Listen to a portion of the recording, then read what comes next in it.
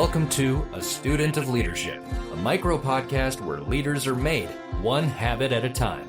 Hosted by Rob Adams, a leadership veteran with 30 years of experience, this podcast explores key concepts that define exceptional leadership. Each episode delves into a powerful word or strategy, offering practical insights and real-world stories. Whether you're just starting out or an experienced executive, join Rob as he guides you in learning, growing, and leading with purpose.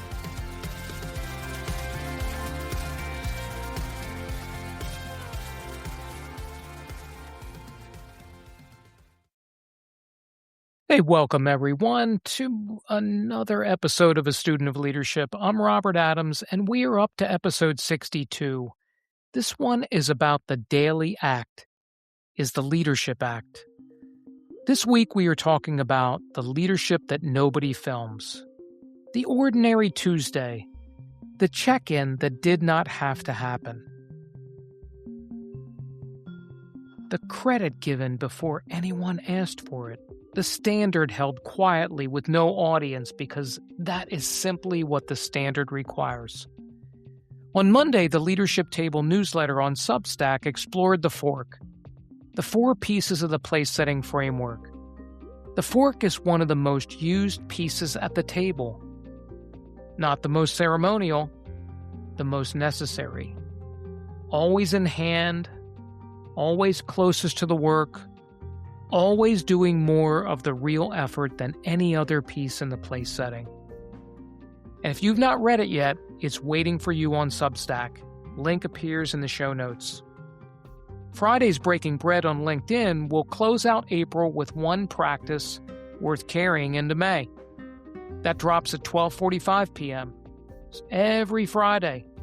Subscribe if you're not already there. Link is also in your show notes. And if you missed last week's episode 61, we went deep on the knife and what it actually means to step toward conflict with precision instead of avoidance. The 4-step framework for the hard conversation most leaders keep putting off. That episode is right in your feed right now and is worth going back to if you've got conflict navigation and something that you're working on. Now today, I want to start with a question I've asked myself many times over 30 years in food distribution. Who is the leader you remember the most? Who is that one leader? Not the one who gave the best speech, not the one who made the most dramatic decision in the most visible moment. The one who actually changed how you work, how you think, or how you lead. When I ask this in coaching conversations, the answers are almost never about the big moments. They're about the ordinary ones. The manager who remembered what you told them the week before and asked about it the next time you saw them. The leader who gave you public credit in a meeting when they could have kept it for themselves. The supervisor who held the standard on a Friday afternoon when everyone was tired and it would have been easy to let go. That is the F.O.R.K, the daily act. The compound interest of showing up the same way when it is easy and when it is hard, when people are watching and when they're not. Leadership is not the speech at the all-hands meeting. It's what happens on any ordinary Tuesday. Now let me tell you about the element behind this week's content. The F.O.R.K in the place-setting framework represents absorption and growth. What a leader takes in shapes whatever they eventually produce. And the F.O.R.K is always in the hand, always doing the work that sustains everything else at the table. 5 times on a F.O.R.K, 5 daily acts that compound into something meaningful. That is the F.O.R.K framework, F.O.R.K. Before I get to the daily acts, I want to talk about the intake side of leadership, because this is the piece most leaders skip. Leaders don't grow from the work they do. They grow from what they take in. And the F.O.R.K framework is 4 disciplines of intentional intake. F is for feedback. Not the formal kind that comes in a quarterly review, the kind that's available every single day if you're willing to read it. The team member who hesitates before answering your question, the meeting where nobody pushes back, the person who stopped bringing problems forward early. All of it is data. The leader who learns to read that data does not need to wait for the annual survey to know what the team is experiencing. The O is for observation. The best operators I've known walked the floor because they addressed the team. They watched the process before they evaluated it. Observation is not hesitation, it's precision. It's the pause that makes every action that follows more accurate. Now, the R is for reflection. This is the most undervalued discipline in a high-pressure operational environment. There's almost no structural encouragement to pause and think. Everything rewards speed and output. The leaders who are still growing at 30 years in are the ones who've carved out the time to ask why things are going the way they're going. Without reflection, experience just becomes repetition. And the K is for knowledge intake. What you choose to read, listen to, and engage with either expands your thinking or confirms what you already believe. The leaders worth following are the ones who never stop being students of leadership. Now, if this podcast is in your feed, I'm guessing that is you. Now, before I go further, I want to say this. This content's landing for you. The Leadership Table newsletter goes deeper every Monday morning. Every week, we take one element of the place-setting framework and we explore it fully, the principle behind it, the leadership application, and a framework you can use the same week. It's on Substack, free to subscribe, and this week's piece on the F.O.R.K is one of the stronger ones. Link is in the show notes. Let's talk about the 5 daily acts that compound on themselves. They are not complicated. They're just consistent. The first is just the 2-minute check-in. Not a status update. No. I don't need to know what's going on in that project. Not asking how the metrics are. It's a genuine question about someone and how they're doing and what they need. 2 minutes done with real attention communicates more investment than a quarterly performance review done on autopilot. In food distribution, this looks like the operations manager who walks the floor before the shift starts and has 3 real conversations before the first truck rolls. That habit builds a different culture than the one where the manager only appears when a problem arises. The second is thoughtful response.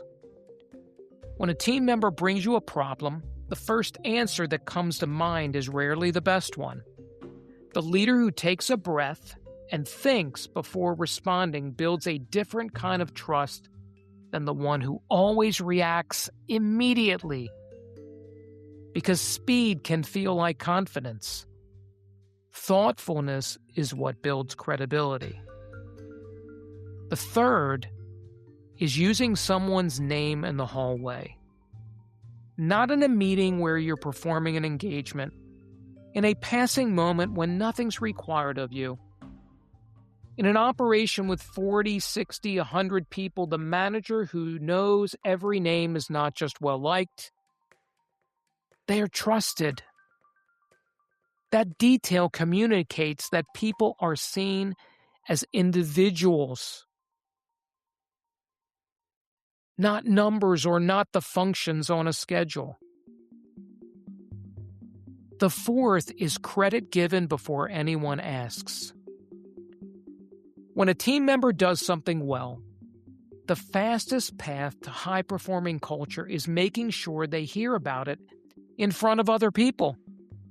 Not in a private message, in the room, in the meeting, on the floor in front of peers. Credit given publicly compounds. Credit given only private does half the work. And fifth is a standard held quietly. Not announced, not celebrated, just maintained consistently on the days when maintaining is inconvenient. See, your team is not watching whether you hold the standard when someone important is present. They're watching whether you hold it on the hard Thursday when the quarter's under pressure and it would be very easy to let this one thing slide by.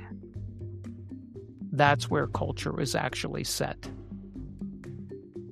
Now, AI can schedule this check-in for you. It can flag when a standard is drifting based on operational data. It can surface the feedback patterns your team is producing. But what it cannot do is have the check-in with the presence and attention that makes it meaningful.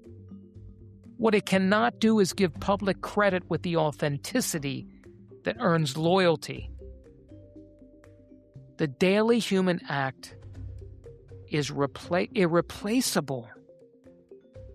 The tools around it become more capable, and the act itself belongs to the leader. Now, this is the last episode of April, and it's worth pausing about. We started the table, the space a leader creates, the environment that either draws people in or drives them out.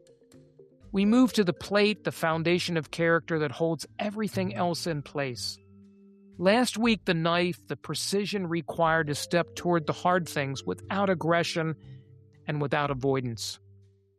And the fork, the daily act, the compound interest of showing up the same way on an ordinary Tuesday as you do on the day everyone is watching. 4 elements, 1 month, 1 foundation. Now, next week, we open May with the spoon. What you pour into others without keeping score. And that is where development lives, where the leaders who changed your career actually operated. It's going to be a strong one, everyone. Make sure you're subscribed so you don't miss it. And if you want to go deeper on the fork and everything else in the place-setting framework, the Leadership Table newsletter is on Substack every Monday morning at 6 a.m. Link is in the show notes. Friday's Breaking Bread on LinkedIn closes out April with 1 practice worth carrying into May. This link is also right there in the show notes. And if this is an episode that was useful, the best thing you can do is share it with someone you really care about, who you think is already leading through the daily act, but has never heard it named. And if you feel compassionate and passionate and driven, leave a review on Apple Podcasts. I'd be so grateful. We reside on every podcast platform, whether it's Apple, Spotify, you name it, YouTube. Both links are in the show notes.